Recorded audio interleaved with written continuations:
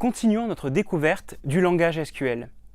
Nous allons apprendre ici à modifier le contenu de notre base de données avec des commandes comme insert, update et delete.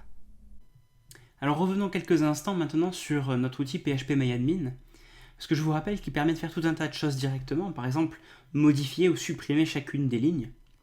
Vous pouvez ici, sans problème avec cette interface, changer le nom du jeu, changer son prix, etc. Mais évidemment, nous, on le fera le plus souvent directement via PHP, dans notre code PHP, et on exécutera des requêtes SQL.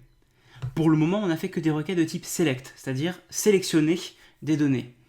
Mais il faut savoir qu'il existe d'autres types de requêtes qui permettent d'insérer des données, d'en modifier ou d'en supprimer. Pour s'entraîner, on peut même aller directement dans l'onglet SQL ici et exécuter une requête SQL. Par exemple, select nom from jeux vidéo, et on n'obtient que la colonne nom de tous les jeux vidéo qui sont stockés ici.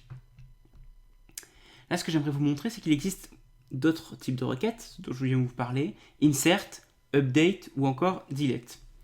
Alors, commençons par essayer une requête insert. Vous voyez que là, pour me faciliter la vie, phpMyAdmin me propose déjà quelque chose de pré-rempli. En fait, quand vous allez faire une requête de type insert pour insérer une nouvelle ligne, vous allez écrire insert into le nom de la table, jeu vidéo. Ici, il l'a mis en apostrophe inversée, mais on pourrait très bien le faire sans, ça fonctionnerait aussi.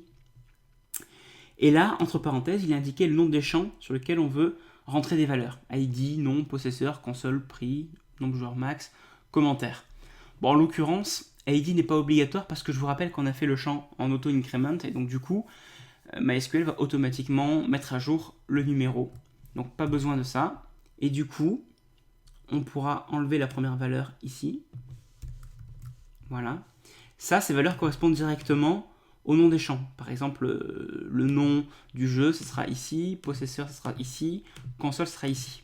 C'est séparé avec values et entre parenthèses, les valeurs. Donc là, si je veux mettre les valeurs, je vais mettre par exemple un autre jeu. Qu'est-ce qu'on peut mettre? Je ne sais pas s'il y a Tetris. Tiens, on va mettre Tetris. Possesseur Mathieu, console Game Boy, prix, ça vaut cher Tetris, on va dire que ça vaut 30 €. Vous voyez là, je mets pas d'apostrophe, de guillemets ou quoi, parce que c'est un nombre entier. Nombre joueurs max, eh bien on peut pouvoir jouer à 2 à Tetris. Et quelques commentaires.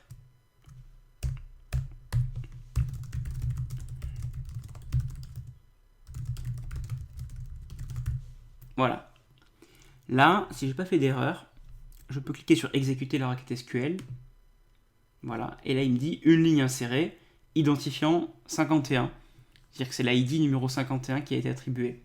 Si je vais sur afficher, je vois ici les 30 premiers, mais je vous rappelle que phpMyAdmin n'affiche pas forcément tout, parce que sinon ça serait un peu trop lourd. Du coup, il pagine. Vous avez les pages ici. Vous pouvez passer à la page 2. Et vous voyez le 51e Tetris, ici, avec toutes les données qu'on vient d'insérer. Ça, c'est une requête insert.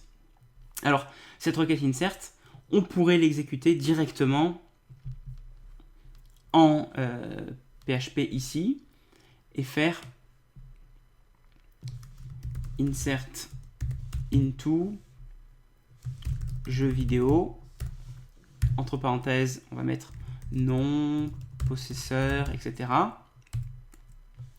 Et ensuite, values, et là, on met le contenu, les valeurs qu'on veut.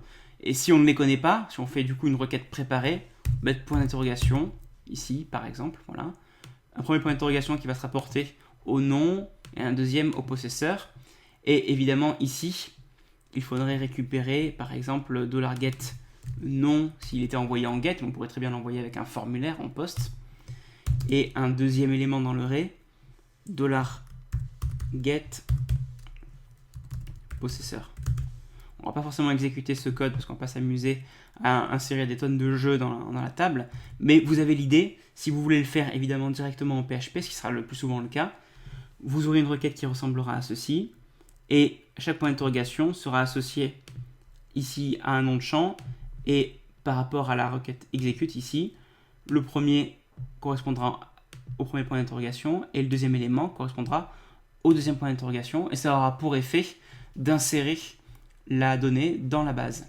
Évidemment, du coup, vous enlèverez ici le while parce que là, on n'a pas besoin de faire une boucle. On veut juste demander d'insérer une ligne dans la table. Donc, en faisant ça, il suffit de ça et ça fonctionne. Voyons maintenant un autre type de requête. Je retourne dans l'onglet SQL et on va essayer Update. Update, lui, il sert à modifier une ligne qui existe déjà. Alors la syntaxe ressemble à ceci. On commence par Update, on dit quelle table on veut mettre à jour. Set, on dit quel champ et quelle valeur on veut modifier. Donc là, il me propose de modifier tous les champs, mais on n'est pas obligé de modifier tous les champs. On va juste en modifier un. Par exemple, on va juste garder possesseur égale. Mais on pourrait tous les modifier si on voulait. Vous voyez, c'est séparé par des virgules. Possesseur égale Jean. En fait, le jeu ne m'appartient plus. Il va appartenir à Jean. Par contre, il faut absolument faire attention à la clause where ici, parce qu'il faut dire quelles entrées on modifie. Si on ne fait pas attention et qu'on laisse comme ça, on ne précise pas qui on modifie, eh bien, tous les jeux de la table appartiendront maintenant à Jean. Donc à chaque fois dans la colonne, il y aura marqué Jean à possesseur. Donc évidemment, on veut éviter ça. Donc on va écrire where id égale 51, c'est le numéro de la ligne. On exécute.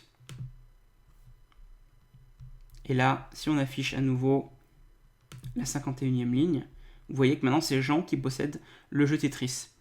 Et on pourrait même faire plus vicieux, on pourrait faire en sorte que Mathieu cède l'ensemble de ses jeux à Jean. Et dans ce cas-là, on va changer un petit peu la requête. Je vais l'écrire moi-même pour changer. Update jeu vidéo, set possesseur égale Jean, where possesseur égale Mathieu. Ça veut dire qu'à chaque fois que le possesseur est Mathieu, on modifie le possesseur et on met Jean. Exécute. Voilà. Et du coup, on voit que les lignes qui auparavant m'appartenaient, il y avait marqué ici Mathieu par exemple, là elles appartiennent à Jean. Enfin, un dernier type de requête, la requête delete qui supprime des lignes. On écrit delete from la table et là on précise évidemment quelle ligne on veut modifier, where id égale 51 par exemple pour supprimer la ligne que je viens d'ajouter. Faites très attention à nouveau parce que si vous oubliez la clause where et que vous écrivez juste delete from jeu vidéo, vous allez avoir de sérieux ennuis. Donc je mets juste id égale 51 pour dire que je veux juste celle-là s'il vous plaît. Là il est gentil, il me demande confirmation, c'est phpMyAdmin qui me dit oula, tu vas faire une suppression. Je lui dis ok, et là il supprime une ligne. Et voilà, si on regarde en page 2, il n'y a plus l'entrée numéro 51, elle a été supprimée avec la requête delete.